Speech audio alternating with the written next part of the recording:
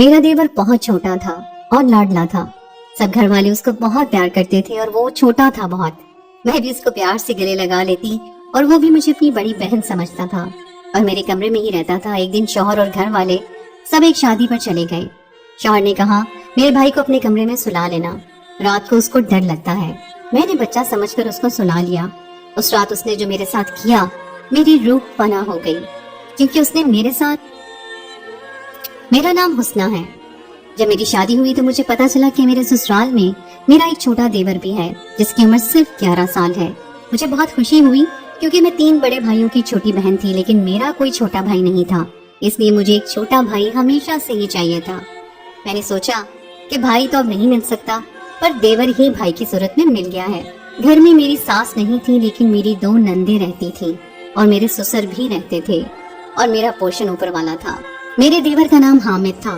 وہ پورا دن میرے آس پاس ہی منڈلاتا رہتا. شادی کے بعد پتہ نہیں اس کو کیا ہو گیا تھا کہ وہ بس میرے پاس ہی بیٹھا رہتا تھا کہ میری بھابھی سب سے پیاری ہیں, بھابھی کے ساتھ بیٹھوں گا, ان کے ساتھ کھانا کھاؤں گا. دیکھنے میں تو میں واقعی بہت خوبصورت تھی, تبھی تو میرے شوہر کا دل میں نے جیت لیا تھا.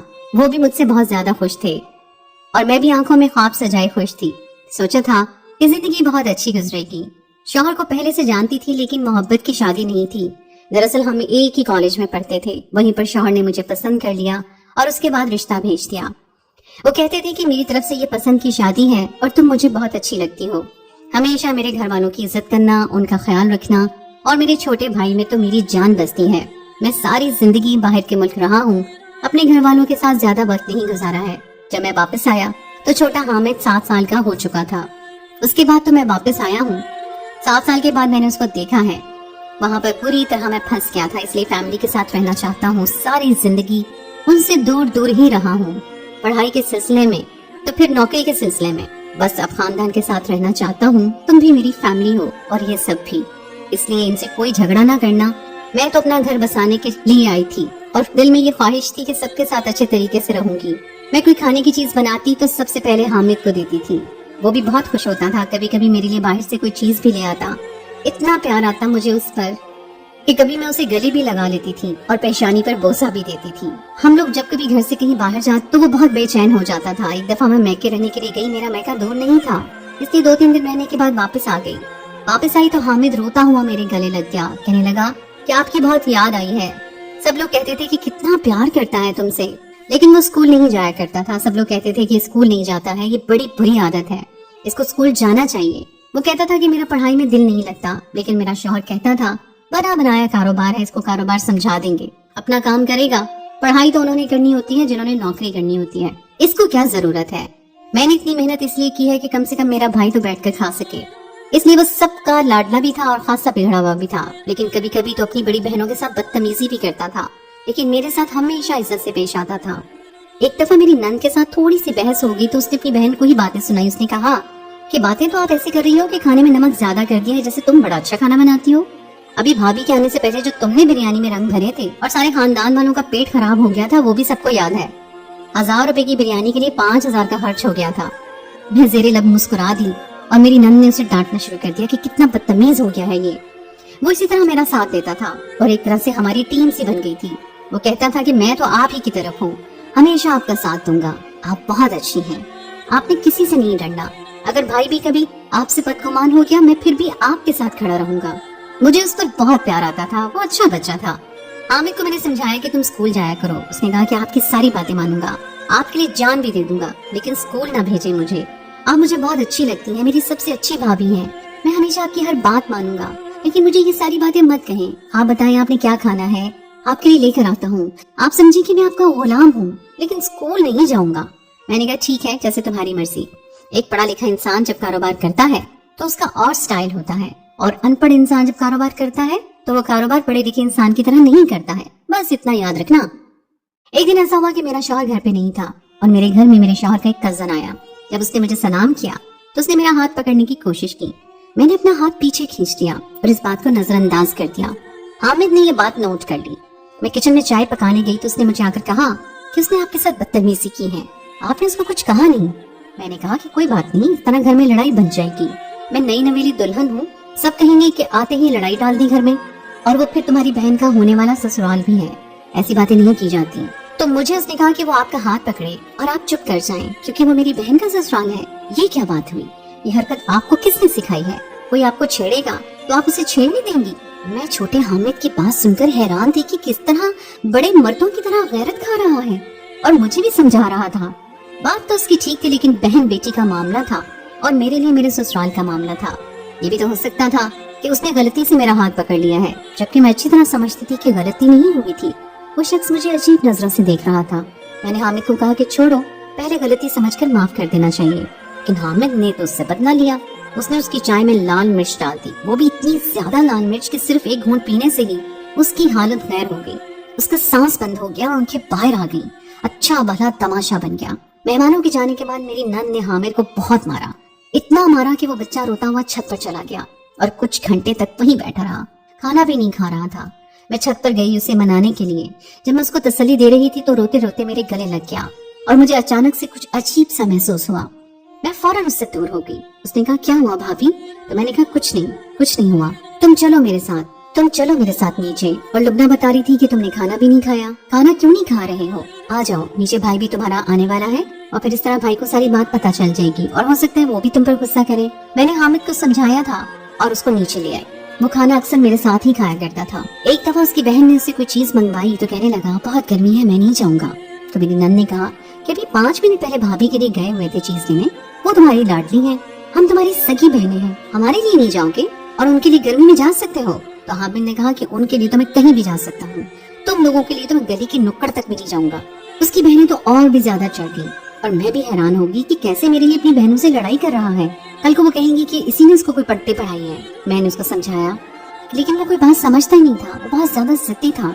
एक दिन मेरे ससुर और शौहर को रात के लिए घर से कहीं जाना पड़ रहा था। मेरे शौहर ने कहा कि हामिद को अपने कमरे में सुला लेना, वो अकेला सोने से डरता है। बहनें भी शादी में जा रही थी, वो उसे देर से आएंगी। पहले तो वो बाबा के कमरे में सोता था, लेकिन अब वो भी उनके साथ जा रहे थे और बहनें उसे अपने पास सुलाएंगी नहीं, उससे उनकी बनती नहीं, इसलिए तुम उसे अपने कमरे में सुला लेना, तुम्हें भी अकेले में डर नहीं लगेगा। मैंने कहा ठीक है। जब रात हुई तो मैंने उसको कहा कि आ जाओ, कमरे में सोने का वक्त हो गया है। हामिद मेरे कमरे में आकर सो गया। शादीशुदा थी, अभी भी कमरा सेट हो रहा था। मेरे कमरे में 2 ही सोफे थे जिन पर कोई सो नहीं सकता था। जाहिर उसने बेड पर ही सोना था। मैंने भी बच्चा समझकर उसे अपने शौहर की जगह पर सुला दिया और खुद भी करवट लेकर सो गई। लेकिन थोड़ी देर के बाद उसका हाथ अपने हाथ में महसूस किया और कहा कि ये क्या कर रहे हो? तो उसने कहा कि कुछ नहीं कर रहा हूँ, आप मुझे बहुत अच्छी लगती हैं। और अचानक से ही वो पटरी से उतर गया, बुरी और फसूल बातें करने लगा। मैं सुनकर हैरान रह गई। उसने ऐसी बातें करना शुरू कर दी कि मैं शर्म से पानी हो गई। मैंने कहा कि किस किस्म की बातें कर रहे हो? क्या हो गया है तुम्हें? कहाँ से सुनी है तुमने ये सारी बातें? कहने लगा कि बहुत जगह से सुनी है और आपके लिए ही बचा कर रखी हुई थी। वो तो मुझसे ऐसे बात कर रहा था जैसे वो बच्चा नहीं कोई जवान मर्द है। और फिर उसने मेरी इज्जत पर हमला किया। उसने कहा कि मैं कोई 11 साल का छोटा बच्चा नहीं हूँ, मेरी उम्र 15 साल है। भाई तो बाहर के मुल्क होता था, उसे क्या पता कि मेरी उम्र क्या है।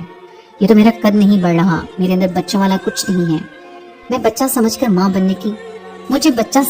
बनने की कोशिश मत करो। तुम मुझे अच्छी लगती हो। तुम्हें क्या लगता है तुम्हारे लिए सब कुछ क्यों कर रहा था?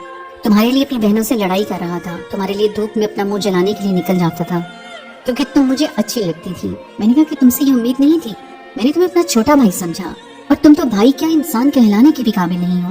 मैं सारे घर वालों को बता दूंगी। उसने कहा कि हाँ बता दो, सारे घर वालों को, कोई भी तुम पर यकीन नहीं करेगा क्योंकि मैं कहूंगा तुमने ही मुझे बरगलाने की कोशिश की है। मैं हैरान और परेशान रह गई। उसने गुलदान उठाकर मेरे सर पर दे मारा और मैं नींद बेहोश हो गई। सुबह उठी तो मेरे से मेरी सबसे कीमती चीज छीन ली गई थी और मुझे पता भी नहीं था कि मैं क्या करूंगी। मेरा शौहर और ससुराल वाले वापस आ गए। जब अपनी बेगुनाही का शोर डालने की कोशिश की तो इससे पहले ही मेरे देवर ने घर वालों को सब कुछ बता दिया था कि इसने मेरे साथ ये सब करने की कोशिश की है। मेरा शौहर मुझसे बदगुमान हो चुका था।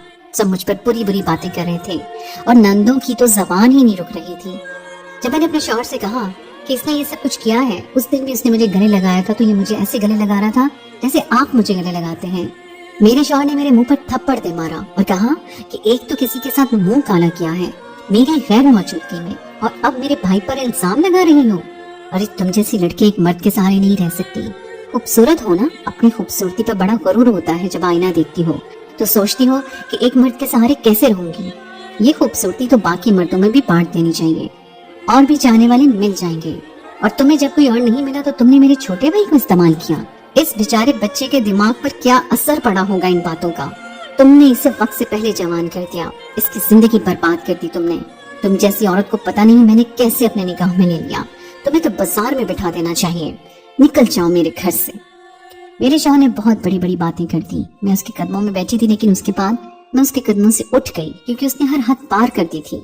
बिना समझे, बिना जाने, बिना किसी सफाई के उसने वो बात मान ली जो मेरे देवर ने कही थी, और मुझे मेरे शौहर ने घर से निकाल दिया। मैं अपने अब्बू के घर चली गई। माँ बाप बेटी वाले थे, वो क्या कर सकते थे। उनकी और 5 बेटियां थी। घर में ही रहने लगी। शौहर तो छोड़कर क्या गया, वापस आया ही नहीं, यहाँ तक कि बात करने के लिए भी नहीं। मेरे बाबा ने कहा कि बात तो करो बैठकर, इस बात का हल निकालते हैं। तो शौहर ने कहा कि आप अपनी बेटी को अपने पास ही रखें। कुछ दिन के बाद मुझे पता चला कि मैं हामला हूँ, कि मुझे ये पता नहीं था कि ये बच्चा मेरे देवर का है या मेरे शौहर का। मेरी जिंदगी बर्बाद हो गई थी। मैं कहीं की भी नहीं रही थी। मुझे लगता था कि मैं इस दुनिया की सबसे बुरी किस्मत की लड़की हूँ, और मेरे साथ इस दुनिया का सबसे बड़ा जुल्म हुआ है। मेरे घर वालों को तो मैंने सारी बात बताई थी। वो भी मुझे ही बातें सुनाने लगे कि तुम इतनी बेवकूफ हो, तुम्हें पता नहीं चला। औरत को तो पता चल जाता है कि मर्द उसके बारे में क्या सोच रहा है। मैंने कहा कि मैं तो उसको बच्चा ही समझती रही थी, मुझे क्या पता था। मेरा शौहर मुझसे कोई बात ही नहीं करता था। मैं उसे फोन करती थी, मैसेज करती थी, उसको वॉइस मैसेज करती थी, रोती थी, लंबे लंबे 10 मिनट के मैसेज भेजती थी, लेकिन वो मुझे जवाब नहीं देता था। मैंने उसे कहा कि एक न एक दिन तो तुम्हें पता चल जाएगा, लेकिन फिर मैं तुम्हारे साथ वापस नहीं आऊंगी, क्योंकि तब तक बहुत देर हो जाएगी। रिश्तों को इतना मत उलझाओ कि फिर तुम सुलझा ना सको। लेकिन मेरा शौहर जवाब ही नहीं देता था। फिर उसने मेरा मैसेज सुनना भी छोड़ दिया। मेरा 8वां महीना चल रहा था जब एक दिन मेरा शौहर घर आया। उसे देखकर मैं हैरान रह गई कि जो शख्स पिछले 8 महीने से मेरे मैसेज का जवाब नहीं दे रहा था, आज मेरे घर में सर झुकाए खड़ा था। उसने मेरे बाबा से कहा कि मुझे अकेले में बात करनी है। मैंने कहा कि क्या बात करनी है, क्यों आए हो अब यहाँ पर। बाबा ने हमें अकेला छोड़ दिया, और फिर उसने मुझे एक ऐसी बात बताई कि मैं हैरान रह गई। उसने कहा कि तुम्हारे जाने के बाद हमारे घर में बहुत अजाब आए हैं। कहते हैं कि जिस घर में किसी मजलूम के आंसू किसी मजलूम पर तोहमत लगाई हो, तो फिर वो घर बर्बाद हो जाता है। मेरी बहन को तलाक हो गई है। उसका निकाह हुआ था, लेकिन उन लोगों ने तलाक दे दी, जबकि वो अभी तक रुखसत भी नहीं हुई थी। छोटी बहन सीढ़ियों से गिर गई और उसकी एक हड्डी टूट गई। और तुम जानती हो हामिद के साथ क्या हुआ है? उसे कैंसर हो गया है। डॉक्टरों का कहना है कि अगर उसे बचाना है 1 करोड़ रुपया लगेगा। तुम्हें पता है कि हमारे पास इतने पैसे नहीं है, और उसके पास शायद 1 साल से ज्यादा का वक्त भी नहीं है। उसने सब कुछ बता दिया है कि वो तुम पर नजर रखता था। उसने तुम्हारे साथ ज्यादती की है। मुझे माफ कर दो, मैंने तुम पर भरोसा नहीं किया, तुम्हें बहुत बुरा भला कहा। अपने भाई की मोहब्बत में मैं अंधा हो गया था। समझता था कि वो तो बच्चा है, लेकिन आजकल कोई बच्चा नहीं होता। मुझे माफ कर दो। वो चारपे पे पड़ गया है, छोटा सा बच्चा है, दिन रात रोता रहता है, कहता है कि मेरी जिंदगी बर्बाद हो गई, क्योंकि मैंने किसी की जिंदगी बर्बाद की है। मैंने अपने शौहर से कहा कि मैं तो वही हूँ जिसको तुम बाजार में बिठाना चाहते थे, आज अपने घर वापस ले जाने के लिए आ गए हो। मेरे शौहर की आंखों में आंसू थे। उसने कहा कि मुझे माफ कर दो, मुझसे गलती हो गई। मैंने कहा कि अल्लाह भी कहता है कि कोई फैसला करने से पहले तहकीक कर लो। कम से कम तुम पूछ तो लेते, कम से कम तुम पूछ तो लेते मुझसे। तुमने मुझे सफाई पेश करने का मौका भी नहीं दिया। और जब मैंने तुम्हें फोन पर बताया था कि मैं माँ बनने वाली हूँ, तो तुमने क्या कहा था? तुमने ये कहा कि ये बच्चा मेरा नहीं है, इसको गिरा दो। अब इस बच्चे समेत मैं तुम्हें कबूल कैसे हो सकती हूँ? मुझे तलाकनामा भेज देना इस बच्चे की पैदाइश के बाद, नहीं तो मुझे तुम पर खुला का केस करना पड़ेगा। मैंने कहा और वहां से मैं चली गई। मेरा शौहर मुझे पुकारता रह गया, लेकिन मैंने पलट कर नहीं देखा। कितने जख्म लगाए थे उसने मेरे दिल पर। जब भरोसा ही ना करे कोई आप पर, तो फिर पीछे क्या रह जाता है। मैं अपने कमरे में आ गई और दरवाजा बंद कर दिया।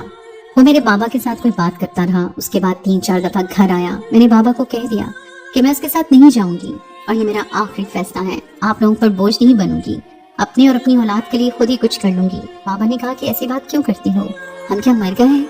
जैसा तुम कहोगी वैसा ही होगा। अल्लाह ने मुझे एक प्यारी सी बेटी दी। वैसे तो मेरा भी इस माशरे में बहुत ही बुरा हाल हुआ था, लेकिन मैं अपनी बेटी को बहादुर बनाऊंगी, यही सोचकर मैंने उससे दिल से लगा लिया। बेटी की पैदाइश के बाद शौहर पर खुला का केस कर दिया और उससे तलाक लेकर अपने घर में रहने लगी। घर में ट्यूशन पढ़ाती थी, फिर आहिस्ता आहिस्ता और काम भी करने लगी। फिर जब बच्ची बड़ी हो गई तो एक ऑफिस में जॉब कर ली। अब अपनी बेटी के साथ रहती हूँ, उसका ख्याल रखती हूँ। मेरा देवर अभी भी इसी दुनिया में है। वो लोग तो कहते हैं कि उसे कैंसर है, लेकिन शायद उसे कोई और ही बीमारी थी। और अब मुझे उन लोगों से कोई लेना देना नहीं है। मैं अपनी जिंदगी गुजार रही हूँ। अब मैं अपना फैसला आप लोगों पर छोड़ती हूँ। आप लोग बताएं कि जो मैंने किया वो ठीक किया या गलत। मेरे शौहर ने मेरा दिल तोड़ दिया था। उसने मुझे ऐसी बातें की थी कि अगर वो ना करता तो शायद उसकी बचत हो जाती। اگر وہ مجھ پر اس وقت بھروسہ کر لیتا کہ میری بیوی ایسا نہیں کر سکتی تو آج ہماری محبت مزید بڑھ جاتی۔ اس نے مجھ سے محبت کی شادی کی تھی، محبت کا دعویٰ کیا تھا کہ مجھ سے محبت کرتا ہے، اور پھر اس محبت کو مضبوط ہونا چاہیے تھا۔ اللہ نے مرد کو مضبوط بنایا ہے، اس سے زیادہ عقل دی ہے، تو پھر اسے زیادہ مضبوطی کا اظہار کرنا چاہیے، اس کو سمجھنا چاہیے تھا۔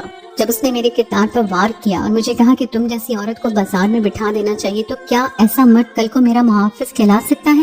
آپ میں سے کچھ لوگ شاید یہ بھی کہیں کہ جو صورتحال تھی اس میں وہ اسی طرح کا رد عمل کرے گا، اور غصے میں تو انسان کچھ بھی کہہ دیتا ہے۔ اگر غصے میں انسان کچھ بھی کہہ دیتا ہے اور غصے میں کہی ہوئی بات کی کوئی اہمیت نہیں ہوتی، تو دنیا میں جتنے بھی لوگوں کو طلاق ہوتی ہے وہ ساری غصے میں ہی ہوتی ہے۔ پھر طلاق کو کیوں مان لیا جاتا ہے؟ اگر طلاق غصے میں ہو جاتی ہے تو پھر غصے میں انسان کی بات کو آپ یہ نہیں کہہ سکتے ہیں کہ اس نے کہہ دیا تو اس کی کوئی اہمیت نہیں ہے۔ کبھی کسی نے کسی کو پیار سے بھی طلاق دی ہوگی؟ غصے میں طلاق تو قبول ہو جاتی ہے، تو پھر باقی باتیں بھی غصے میں اپنی جگہ ٹھیک ہوتی ہیں۔ مجھے اپنے کیے پر کوئی پچھتاوا نہیں ہے، میں نے جو کچھ کیا بالکل ٹھیک کیا۔ اگر میں یہ نہ کرتی تو میں اپنے شوہر کی نہ تو کبھی عزت کرتی اور نہ ہی اس سے محبت کرتی۔ جہاں عزت نہیں ہوتی وہاں محبت ہو ہی نہیں سکتی۔ ہم جس کی عزت کرتے ہیں اس سے محبت بھی کرتے ہیں۔ ایسا نہیں ہوتا کہ عزت نہ ہو اور محبت ہو۔ اللہ نے مجھے بیٹی دی ہے، اسی کو ذمہ داری سمجھ کر میں ساری زندگی اس کی تربیت کروں گی، اس کا خیال رکھوں گی، اسے بہادر بناؤں گی، کل کو کوئی حامد اس کی عزت پر ہاتھ نہ ڈال سکے۔ آپ لوگ ضرور بتائیے گا کہ میں نے ٹھیک کیا یا غلط، اور میری بیٹی کے اچھے نصیب کے لیے بھی دعا کیجیے گا۔ میری کہانی سچی کہانی ہے۔